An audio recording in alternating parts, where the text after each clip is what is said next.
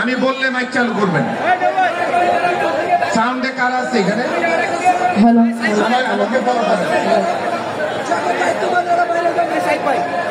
আমাদের 15 নম্বর ওয়ার্ড বিএনপির সহসভাপতি আবু নাসের চৌধুরী লিটন, 15 নম্বর ওয়ার্ড বিএনপির সভাপতি রফিকুল ইসলাম ভুইয়া,